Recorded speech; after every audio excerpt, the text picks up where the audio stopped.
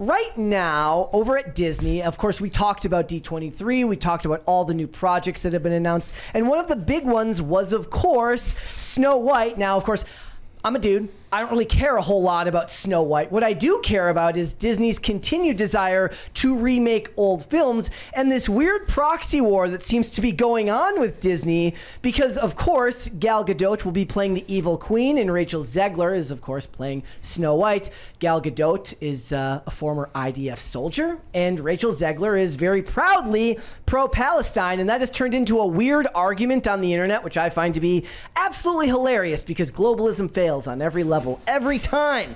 So here are the facts. The trailer had a huge amount of views. I think it was their third highest viewed trailer for the first 24 hours that they'd done.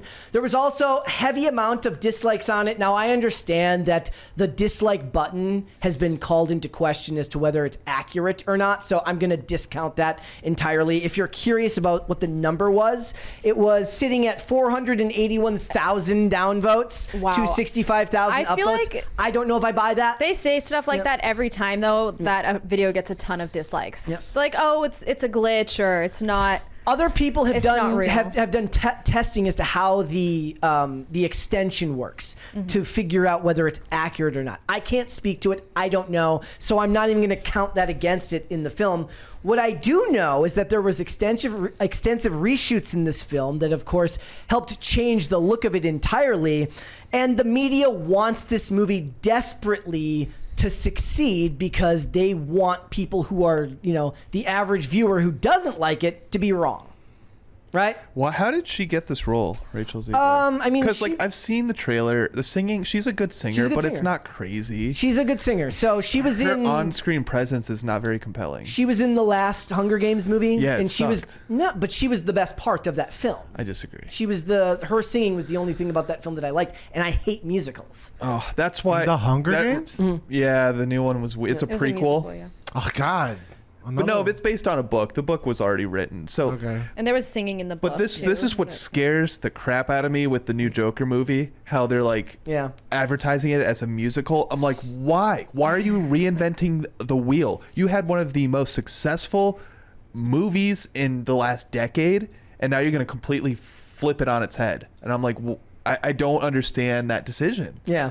You can take any great movie, and if you try to turn it into a musical, you've just killed the whole excitement for me. And I think a lot. I don't think I'm gonna see it because of that. I don't. Yeah. Maybe once it comes out on streaming or VOD. We went and saw the Mean Girls musical. It was awful. Yeah, I mean, I'm not shocked at all. Yeah. It's a musical. I really hated the Mean Girl, but again, I don't like musicals in general. But maybe it's because I was going musicals. Into I enjoyed that Hunger Games movie. But the point being here is what it is now is that the internet's divided because people that are very, very big fans of Rachel Zegler hate Gal Gadot because she's Israeli. Okay? And people that are talking about Gal Gadot are wondering why Disney is allowing all of this to happen because Rachel Zegler, while thanking fans for everybody showing up to watch the trailer, then decided to just add in the same thread because she is completely incapable of removing her politics from her work. She says, I love you all so much. Thank you for the love and the 120 million views on our trailer in just 24 hours. What a whirlwind. I am in the thick of rehearsals for Romeo and Juliet, so I'm going to get out of here. Bye for now. And then she tweeted under that, and as always, free Palestine. This is the perfect and always remember free Palestine. Perfect example of Tim talks about this all the time, but Israel derangement syndrome. It's there are so many conflicts and tragedies going on right now in the world, and people just fixate on this one. Yeah. And it's baffling. It's baffling. Here was a post. Somebody said the CGI dwarfs in Snow White look fine, but they need to reshoot the evil Zionist Gal Gadot. It's weird. So we live in a world right now where entertainment is a globalist endeavor. None of these companies operate only in one place. They operate all over the world. And you have to now worry every time you hire someone how their work will come into conflict with someone else or how their internet activity will come into conflict. Or you with have to someone hope else. there's some other big event that happens that everyone starts focusing their attention No, on but and forgets about. That's the thing. Like, we could whatever have X another, God forbid, we could have another 9/11 in this country, and I guarantee she'd still be talking about Palestine. Yes, of course. Think so? Yeah, 100%. Oh, absolutely. Yeah, because if depending on where you sit in the oppression scale, identity politics would dictate that they are still more oppressed than the United States.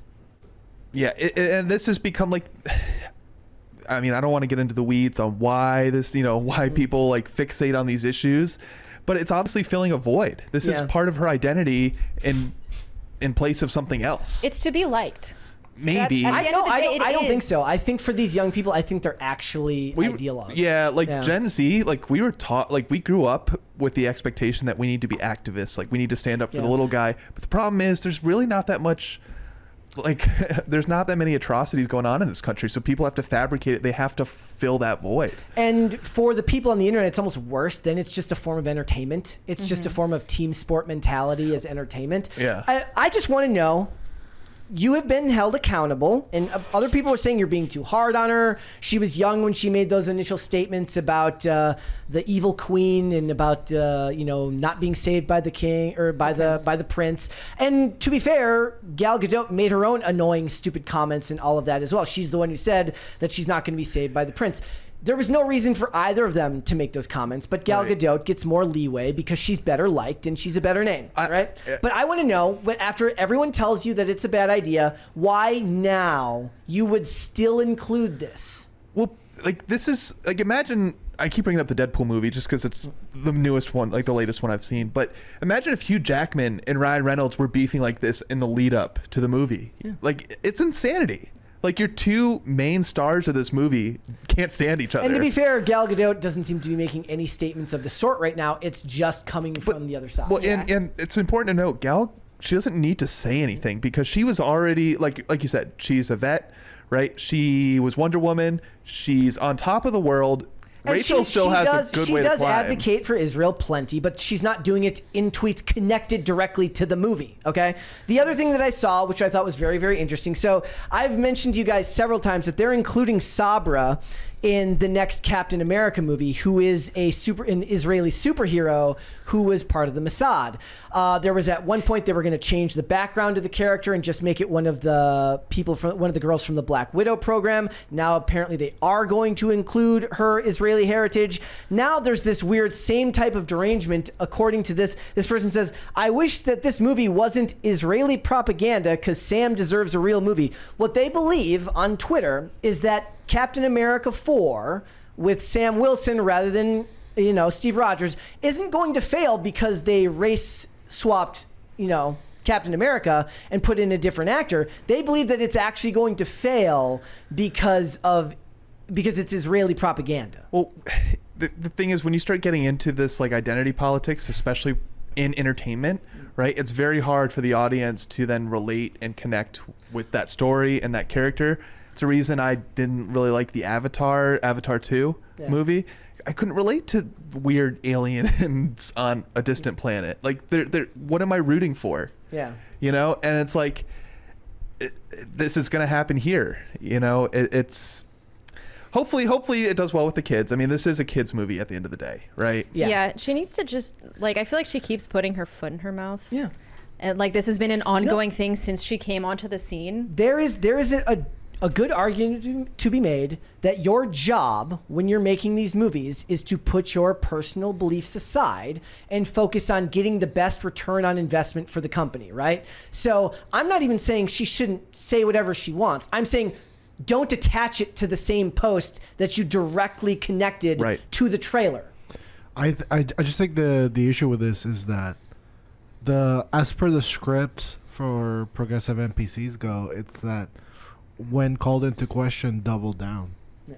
Like, it's never a moment of self-reflection. By the way, this is not even self-reflection, just like letting it go, which would always be the mature thing to do, right? Yeah. By the way, this is no endorsement on either side. Like, I honestly couldn't care less about the conflict at all. It's a proxy war where everybody loses because the rest of us don't care. But that's the thing. Like, for whatever reason, like this issue specifically, like when you criticize Israel or Palestine, the people that are so vocal about it, they feel like you're actually like attacking them personally. They feel personally attacked, and because they make it such a big part of their identity. This is why I think that globalist entertainment is untenable. Meaning that my point being that the broader your scope goes, the harder it is to make things without bumping into other people. I think there's a small exception to that, and it's games. Okay. And for example, we recently had the World Championship of Fighting Games, and it's multiple games and platforms, and the best players from all around the world come and play. And it's always incredible because like some countries lean to some characters, some countries lean to some play styles, and I believe that in the top 8 finalists, it was like from 7 different countries, all using like 7 different characters. Yeah. So when I guess where I think we've all heard this like cliche once, that sometimes like limitations expand creativity. Well, yeah, I mean, some of the best art and stuff will be created when you have less resources, right? There's a reason why Joker was as successful as it was, because it only had a $55 million budget, so they actually did more with less, rather than a superhero movie that cost $200 million to make. Correct. And since the games have the limitation of the engine, the characters, the medium, then skill expression and how it pertains to your individuality and your nationality, it comes into play in interesting different ways. Whereas movies and things that are more based on current events or past events or something like that, that's where like the social political things come into place, and you're bound to trigger someone over something, you know. There's a 20 here from Crispy Leg Transport LLC. Says, Caption Hawk didn't work in the comics. I think he means he's talking about Captain Hawk. Yeah, well, I would have rather they just waited and didn't bring Sam Wilson in as Captain America. I would have rather they just left him as the character. I think the MCU needs to play to their strengths on this particular topic. There's was it Iron Man was despised if you were a comic book reader. Like, no one liked Iron Man, and then they make this successful franchise by telling a great story. I mean, I don't know about that. But he wasn't an A-list but character. There's so many characters out there that they could do that with, and there's just like, I mean, it was Disney, like when they were rinse talking, and repeat, rinse and It was repeat. what they were talking It's the about. same like 5 characters every time. In the new Batman, the Caped Crusader, they gender swapped Penguin, and Bruce Timm says it's because Batman doesn't have great villains, and everyone's just listing off all of the great. I was like, what about Batman doesn't have great villains? Yeah, it's like, well, what? He's like, what about Talia al Ghul? Like, dude, there's so many. Infinite number of villains. Daughter of the Demon, Sandman, Nisaratka. There's all sorts. Sandman. Well, no, not Sandman, but the point being that there was no reason to do that other than just modern day agenda. And but as again, someone who knows nothing about comics, it didn't even occur to me that there are so many options out there. Yeah. But for whatever reason, they just keep making movies about the same superheroes and the same characters. It's been stale for a while. There's an argument to be made that there's a reason that works, right? There's a reason why nobody went to see the Eternals, because nobody knows who any of those characters are. Okay, there's a reason why they bring back the same characters over and over again, because names do sell. Look at Shang-Chi. They just default to that. Shang-Chi, very successful. New story. Barely broke even. Okay, maybe not. Not very successful. But nothing in terms in Phase of like, 4 was, other than most people like the movie. Is my point. I don't think that's true either. Really? Other than Guardians, I don't think anything in Phase 4 was really successful. So again, I think the issue is that as media becomes more personalized, we will stray from having these huge things that unite us all. Because when you had to sit in front of the television from 8 to 9 and watch the X amount of commercials to watch the show that everyone needed on demand at the time, You couldn't pause. then the conversation was global. And we're not going to have that because like nothing connects us anymore. My advertisements are not your advertisements, and they will never be. Yeah.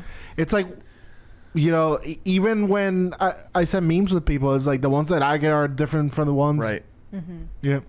Yeah, Well, like I your, love it. In the chat, they're mentioning all of the great All of the great villains. Like, yes, I would say Catwoman, great villain. Nissa Ratko, great villain. Daughter of the Demon, Nissa Al Ghul. I thought Catwoman was an anti-hero. I mean, you can still be a villain. Okay. Yeah. But to go on your point about like video games, right? That's the culture that people come to. Like it's the central culture that everyone comes to play is the game. Where movies, they're all these different cultures are trying to insert their own. Yeah. Right. Which is why movie making in specific regions works. Bollywood works because they stick to their own values, right? Right. China barely even imports our movies anymore. They just make their own movies and make a ton of money off them because they have a universal idea for what they want in their culture. America is kind of based off this multicultural society now, and Hollywood has its own idea of what you in Middle America should value. And it doesn't work. I feel like before they started doing that, a lot more successful and better quality movies were coming out of Hollywood. Yes. Well, we've lost the plot because it's not about multiculturalism anymore. It's about multiracial. Or like just like its identity, right? So it's not there's no entwined American values that are seen as above your race and gender, right? So at a certain, like I saw something in the chat earlier mentioned America First. Yeah, like if there was the idea that you can make a movie about people of different races, different genders, but you all value being an American and had a similar idea of what it means to be an American, then that would be good. There's a reason why Captain America worked, because there was still an underlying undercurrent of patriotism about the character, and that isn't there anymore. There's a so for the first, I think it's the first time ever, there's going to be an NFL game in Brazil. Okay. I think it's week 1. I can't remember, but it's the Packers versus the Eagles, and the NFL's warning them. They're both teams that wear the color green. They're like, you can't wear green. Thank you. Because in Brazil,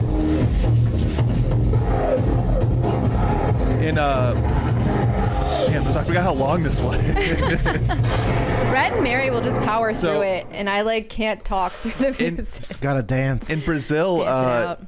the rivalry for soccer is so crazy there. Like people will fight you, and that's one of the soccer teams wears green. So they're telling the NFL professional football players are telling these teams, you can't wear green because there's gonna be riots. Like you're risking yourself. But like we're talking about like this, the culture. It's like something we can't really comprehend. Americans were just like, oh, we'll just play a football game in Brazil, not really thinking about like something as innocuous as a color. Right. Well, just like, oh, we'll just, they've got stadiums. We'll just do it there. It's like, no. You need to take into account like their values and their culture. Thanks for watching. Listen to full episodes of Pop Culture Crisis on Spotify. Keep up with us on social media and make sure you subscribe and ring that bell so you never miss the show. Bye, guys.